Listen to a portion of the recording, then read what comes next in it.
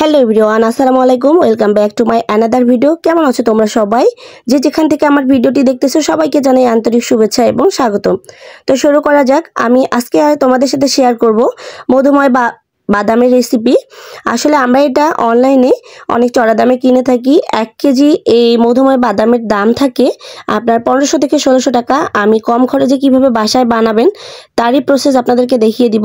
এখানে আমার চীনা বাদামটা ছিল বাসার, আর খেজুর এটা কিনতে হয়েছে, আর কাঠবাদাম, পেস্তা বাদাম, কাজু বাদাম, এই 3টা বাদাম এটা ছিল 200 গ্রাম করে। তো এগুলোর দাম পড়েছে আমার 500 টাকা। আর চীনা বাদামটা যেহেতু আমার বাসায় ছিল অবশ্যই এটা 50 টাকার মতো হবে। এখানে খেজুরটাও 50 টাকার মতো হবে। তো মোট 600 টাকা। আর এখানে কালো জিরা হবে আপনার 5 টাকা।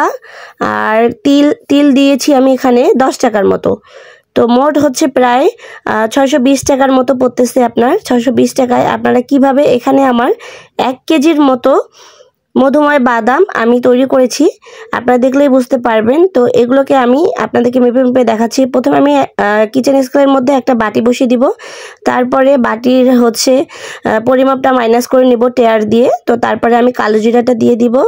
আমি সবগুলো মেপে দেখাচ্ছি কতটুকু দিয়েছি। 1 কেজিতে আমি এখানে 11 গ্রাম দিয়েছি। এটা 11 গ্রাম আপনারা দেখে বুঝতে পারছেন। তারপরে এটাকে আমি কিছুটা ভেজে নিব। কালো জিরা বেশি ভাজতে যাবেন না, বেশি ভেজে নিলে কালো জিরা একটা তেতো স্বাদ চলে আসে। তাই আমি হচ্ছে হালকা ভেজে নিয়েছি, আপনারা দেখে বুঝতে পারবেন স্ক্রিনে। তো এদিকে আমার কালো জিরাটা অলরেডি 1 মিনিটের মতো ভেজেছি, 1 মিনিটেই ভাজা হয়ে গিয়েছে। তো এখন আমি একটা প্লেটের মধ্যে নিয়ে নেব। তো তারপরে হচ্ছে তিলটাকে আমি দিয়ে দিব। এই যে বাটির ওজনটা প্রায় 67-68 গ্রাম, মাঝে মধ্যে আবার 66 গ্রামও দেখাচ্ছে। তো এটাকেও টেয়ার করে নিয়ে আমি 25 গ্রাম নিয়েছি। তো এখন হচ্ছে এটাকেও আমি ভেজে নেব। এই তিলটা হচ্ছে হালকা ভাজতে হবে, লাল কালার করার কোনো প্রয়োজন নেই, সাদা সাদা একটা কালার থাকা অবস্থায় নামিয়ে নিতে হবে। তো এটাকেও ভেজেছি প্রায় 1 মিনিটের মতো। আর বাদামগুলো ভাজতে গেলে একটু বেশি সময় লাগবে। তো আবারও আমি কিচেন স্কেলটা অন করে নিচ্ছি। তারপরে সেই বাটিটা বসিয়ে দিলাম। এবার এসেছে 68 গ্রাম। তো এখন তাপমাত্রাটাকে ট্রায়ার করে নিয়ে এই যে কাঠবাদামটা ছিল প্রায় 83 গ্রাম। ওহো সরি, এখানে 100 গ্রামের মতো করে ছিল এগুলো মনে হয়। আমার ছেলে কিছুটা খেয়ে নিয়েছে আর এখানে 83 গ্রাম পেয়েছি আমি। আর সাথে হচ্ছে এখানে কাজু বাদামটা দেখি এটা কত গ্রাম ছিল, 67 গ্রাম। তারপর হচ্ছে আর কি টেয়ার করে দিব, এটা 80 গ্রাম। এই বাদামগুলো সবগুলো ওর বাবা হচ্ছে 100 গ্রাম করে এনেছিল। তো এগুলো হচ্ছে ও কিছুটা খেয়ে কমিয়ে দিয়েছে। তো এখন হচ্ছে পেস্তা বাদামটা মেপে নেই, দেখি এটা কতটুকু হয়। বাটিটার মাপটা প্রথমে ট্রায়ার করে দিব। তো তারপরে হচ্ছে পেস্তা বাদামটা দিয়ে দিই। এটা 50 গ্রাম, এটা একটু বেশি খেয়ে ফেলেছে আমার ছেলে, বুঝতে পেরেছেন। তো সমস্যা নেই। তারপরও মধু দেওয়ার পরে এটার ওয়েট প্রায় 1 কেজির মানে বেশি হয়েছে। তো তারপরে এগুলোকে ভালোভাবে আমি একসঙ্গে এগুলোকে ভেজে নিব। এটা ভাজতে আমার প্রায় 4 মিনিটের মতো লেগেছিল। তো বেশি ভাজতে যাবেন না, বেশি ভাজতে গেলে বাদাম হচ্ছে তেতো লাগে।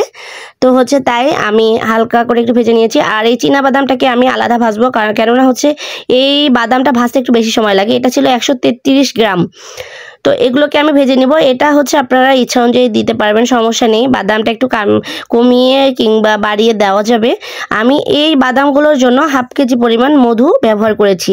তাই আমি হচ্ছে 1/2 কেজি মধুর জন্য কতটুকু লাগবে সেটাই আপনাদেরকে ব্যালেন্স করে দিচ্ছি। তো তারপরে সবগুলোকে এভাবে আমি একটু ঠান্ডা করে নিব। ফ্যানের বাতাসে অবশ্যই একটু ঠান্ডা করে নিতে হবে। আর এর কোনো প্রকার খোসা আমি ছড়িয়ে নিব না, কেননা বাদামের এই খোসাগুলোর মধ্যে অনেক বেশি ভিটামিন থাকে। তাই আমি সবগুলো এভাবেই রেখে দেব। তো এইদিকে আমি একটা কাচের জার নিয়েছি। অবশ্যই চেষ্টা করবেন এই মধুময় বাদামটা বানানোর ক্ষেত্রে একটা কাচের জার নিতে। তো এদিকে আমি কাচের জারে নিয়ে তারপরে হচ্ছে মধুটা উপর থেকে ঢেলে দিব। তো আপনারা যারা আমার চ্যানেলে এসেছেন প্লিজ নতুন হয়ে থাকলে অবশ্যই একটু সাপোর্ট করে যাবেন। আর সাপোর্ট করতে হলে অবশ্যই আমার চ্যানেলটিকে সাবস্ক্রাইব করে দিয়ে পাশে থাকা বেল আইকনটিতে একটা ক্লিক দিয়ে দিতে হবে। আর এটা ছিল আমার ডাবর হানির মধু, এটা আমি কিনেছিলাম। এটা আপনার পড়েছে 430 টাকা 1/2 কেজি মধু। ডাবর হানির যে নাম্বার 1 মধুটা ছিল আমি ঠিক সেটা নিয়েছি। এখানে একটা ফয়েল পেপার আছে, এটা তুলে ফেলবো। তারপরে হচ্ছে আমি মধুটাকে ঢেলে দিব উপর থেকে দিয়ে। এটা আপনারা সংরক্ষণ করে খেতে পারবেন, কোনো সমস্যা নেই। আর এটা অনেক হেলদি খাবার, আপনারা চাইলে বাচ্চাদেরকেও দিতে পারবেন। যেহেতু হাই প্রোটিন, অবশ্যই বাচ্চাদের ক্ষেত্রে কম দিতে হবে। আর আপনার প্রাপ্তবয়স্করা সবাই হচ্ছে এটাকে 1 চামচ করে খেতে পারবেন, সকালে 1 চামচ, রাতে 1 চামচ, কোনো সমস্যা নেই। আর এই খাবারটা অনেক হেলদি। 1 চামচ এই মধুময় বাদাম মিক্স খেয়ে 1 গ্লাস পানি খেলেই খিদাটা অনেকটা নিবারণ হয়ে যায়। তাই একবার হলো বাসায় ট্রাই করে দেখবেন, কম খরচের মধ্যে অনেক ভালোভাবে বানিয়ে নিতে পারবেন এবং বেশি স্বাস্থ্যসম্মত আমার কাছে মনে হয়। তাই অবশ্যই একবার হলো ট্রাই করে যাবেন। আর আমার এই রেসিপিটি আপনাদের কার কাছে কেমন লাগলো অবশ্যই আমাকে জানিয়ে যাবেন কমেন্টসের মাধ্যমে। ভালো লাগলে অবশ্যই একটা শেয়ার দিয়ে দিবেন, অন্যকে দেখার সুযোগ করে দিবেন।